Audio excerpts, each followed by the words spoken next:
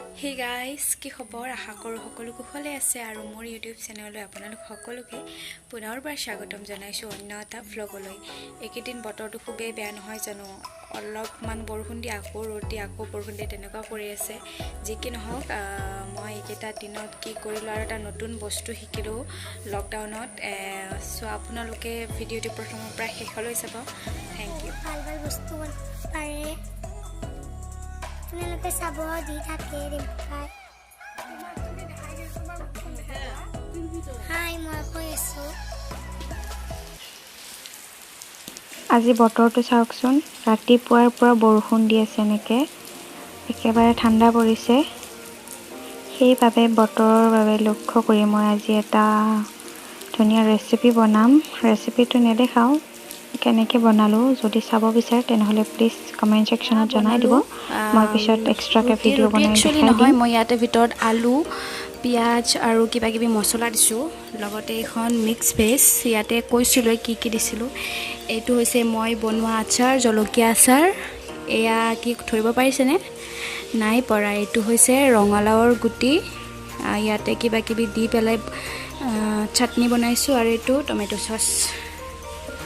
আজি বৰষুণ বতৰ বুলি এয়াই খাম।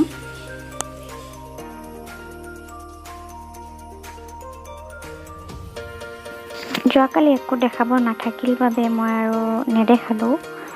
আজি এতিয়া আমাৰ মাৰ মনটো বহুতেই ভাল, কাৰণ বহুত বছৰৰ মূৰত তাঁতশালত কাপোৰ ল'ব।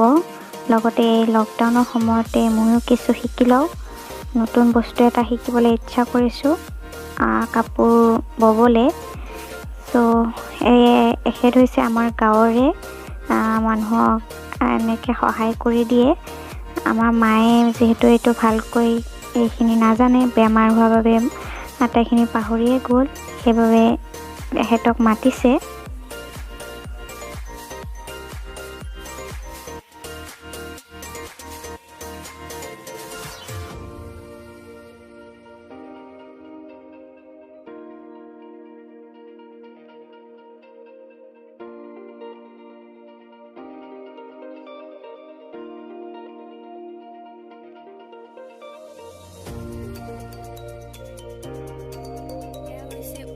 পথাৰত পোৱা যায়, খাবলৈ বহুত ধুনীয়া। এইটো জুই দি খাব পাৰি, লগতে বেচনেৰে ফ্ৰাই কৰি খাব পাৰি, লগতে মিক্স ভেজ কৰিও খাব পাৰি। এনেকৈ গুচাই ল'ব লাগিব। মায়ে গুচাইছে। আৰু এইপিনে আজি আমি খাম আম টেঙা। এইজনী আম কাটাত ব্যস্ত, আৰু এইজনী এনেই আৰু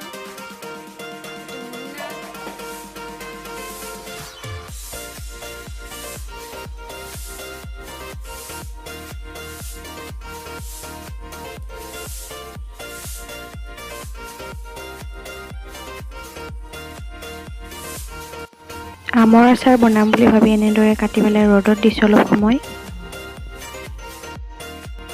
আম যিহেতু ডেইলি সৰি থাকে, সেয়া মই আম টেঙা বনালোঁ। এয়া ৰ'দত দিয়া আমখিনি এনেদৰে উলিয়াই ইয়াত নিমখ দি প্ৰায় 4 ঘণ্টা সময়মান ৰাখি থৈ দিম। এনেধৰণে মই প্ৰথমে জলকীয়া আচাৰ বনাম, দুবিধ আচাৰ বনাম। যিহেতু জলকীয়া আচাৰ বনাবলৈ এনেদৰে জলকীয়াকেইটা ধুই পেলাই শুকাব দিম পানীখিনি। একচুৱেলি বেছিকৈ জলকীয়া আনিলে এনেধৰণে আপুনি আচাৰত বনাই থৈ দিব পাৰে।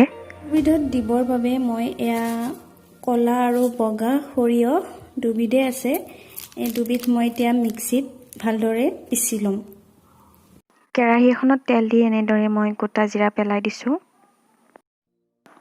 তাৰপিছত সৰিয়হখিনি এনেধৰণে তেলত ফ্ৰাই কৰি লৈছোঁ। ইয়াৰ পিছত কাশ্মীৰী ৰেড চিলিটো দিছোঁ। অলপমান জিৰা গুড়ি আৰু অলপমান ধনিয়া গুড়িও দি দিছোঁ। তাৰপিছত জলকীয়াকেইটা ফালি পেলাই এনেদৰে ফ্ৰাই কৰি লৈছোঁ। আৰু প্লাষ্টিকৰ বটল এটাত এনেধৰণে মই ঢালি দি অলপ তেল দি দিছোঁ। লগতে অলপ নেমু টেঙা চেপি দিম ইয়াতে, তেতিয়া সোৱাদটো বেছি ধুনীয়া হয়।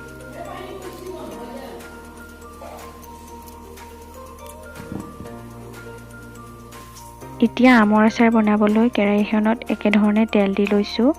ইয়াতে মই গোটা জিৰা কেইটামান দি সৰিয়হখিনি একেধৰণে ফ্ৰাই কৰি ল'ম। মছলাখিনিও একেধৰণে দি দিম।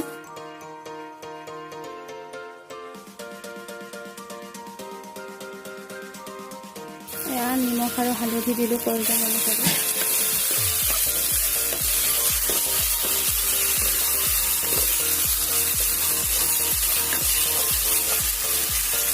কাশ্মীৰী মছলা লগতে এয়া জিৰা গুড়ি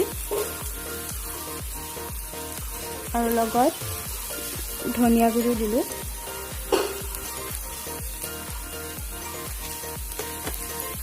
কেৰাহীত আকৌ অলপ তেল দি আমখিনি পেলাই দিলোঁ।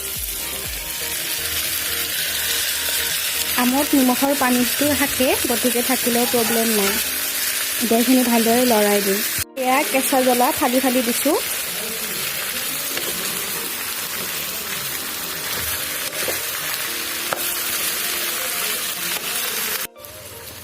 লগত কেইঘুটিমান নহৰু পিচি পেলাই এনেধৰণে দি দিছোঁ। এনেকুৱা ধৰণৰ বটল এটা লৈছোঁ প্লাষ্টিকৰ, আপুনি গ্লাছৰো ল'ব পাৰে। ইয়াত ভিতৰত অলপমানো যাতে পানী নাথাকে সাৱধান হ'ব। মই যিহেতু বেছিকৈ আচাৰ বনাইছোঁ, চ' ডাঙৰকৈ লৈছোঁ। আৰু আচাৰখিনি এতিয়া ঠাণ্ডা হৈছে। এতিয়া বটলটোৰ ভিতৰত মই ভৰাই দিম। ইয়াতে শুকাৰে ভিনেগাৰ অলপ দিছোঁ। আচাৰখিনি আপুনি সময় পুৱাই পুৱাই তেল দি থাকিব। তেল দি যিমানে দিব সিমানে ভালে থাকিব। মই কেঁচা মিঠাতেলে ইউজ কৰিছোঁ। আৰু আপুনি আচাৰত পাৰিলে চফগুটি আৰু মিঠি গুটিটো দিলে বেছি সোৱাদ হয়। মই পিছত, এতিয়া মোৰ নাই, যদি পিছত পাওঁ তেনেহ'লে তেলত ফ্ৰাই কৰি ইয়াতে এড কৰি দিম। মই ইয়াত তেলখিনি দি দিলোঁ।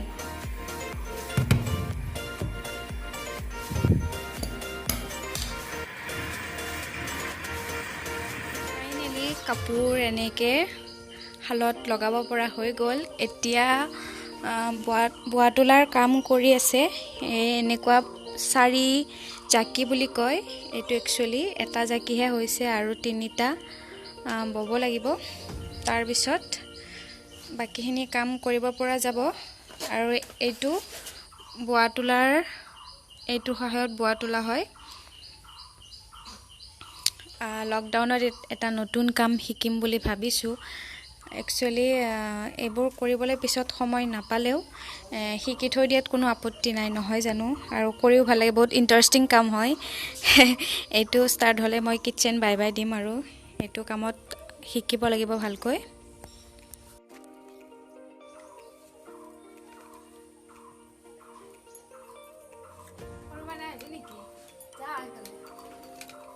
এইটো টিকলি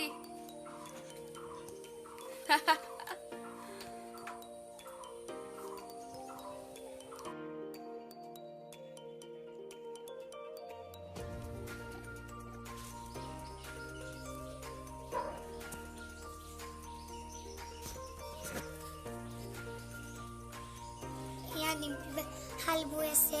হাল বোৱা নাই, বোৱা তুলি আছোঁ। মোৰ ভুল হৈ গ'ল, চৰি। ফুল হৈ গ'ল তোমাৰ? এইটো তলৰ ফালে তোলা হৈ গৈছে, মানে এইটো উল্টাই দিয়া হৈছে। উল্টাই দিয়াৰ পিছত এইটো ওপৰৰ ছাইড কৰা তোলে। এইটো এডাল এডাল সূতা এনেকৈ তুলি তুলি আহিব লাগে। এডাল মিছ হ'লেও ভুল হৈ যায়, চ' বহুত কেয়াৰফুল হ'ব লাগে। বতৰটো দেখিছেনে? এইমাত্ৰ ৰ'দ দিব, এইমাত্ৰ বৰষুণ দিব, কি হৈছে আকৌ ধৰিবই পৰা নাই। So I'm gonna do this one.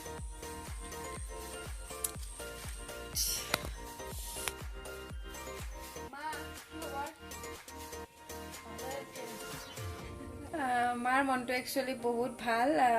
বহুত বছৰ মূৰত কাপোৰ লগাইছে। বহুত বছৰ ধৰক প্ৰায় 6-7 বছৰ তেনেকৈ কাপোৰ লগা হোৱা নাই। আৰু লকডাউন বুলি ময়ো কিছু শিকিব পাৰিম। মায়েও বহুত কাপোৰ বোৱাৰ প্ৰথমৰ প্ৰচেছবিলাক পাহৰিছে। কাষৰে খুৰী এগৰাকীয়ে দেখাই দিছে। হ'লেও বাকীখিনি পাহৰা নাই, বাকীখিনি শিকিব পাৰিম মাৰ পৰা। আৰু লগতে লকডাউন বুলি ঘৰত টাইম স্পেণ্ড কৰি খুবেই ভাল লাগিছে। এনেতো বাহিৰত থাকোঁ, খুব কম সময় ঘৰত আহিব পাওঁ। শনিবাৰ ৰবিবাৰলৈ কেতিয়াবাহে পাৰোঁ। আৰু তেনেকৈ অহা নহয়। যিসকলে বাহিৰত পঢ়ি আছে তেওঁলোকৰো সেই একেই চিটুৱেশ্যন, পঢ়াবিলাকৰ বা চাকৰি কৰাবিলাকৰ। এইখিনি সময়ত সকলোৱে ফেমিলিক টাইম দিব পাৰিছে, যদিও চিটুৱেশ্যন খুব বেয়া লগা, সকলো আশা কৰি আছে ঠিক হৈ যাব বুলি, তথাপিও ফেমিলিক টাইম দিব পাৰে, ফেমিলিৰ লগত থাকিব পাৰে সকলোৰে হয়তো বহুতেই ভাল লাগিছে, যেনেকৈ ঠিক তেনেদৰে মোৰো লাগিছে। এইখিনিয়ে ব্লগটি ইমানতে শেষ কৰিলোঁ। সকলো কুশলে থাকক, যিহেতু চিটুৱেশ্যন এতিয়াও কণ্ট্ৰল হোৱা নাই, গতিকে সকলো ছেফ থাকক। আজিলৈ ইমানেই, টেক কেয়াৰ, বাই বাই। আৰু ভিডিঅ'টি কেনেকুৱা পালে প্লিজ জনাবলৈ নাপাহৰিব। ধন্যবাদ।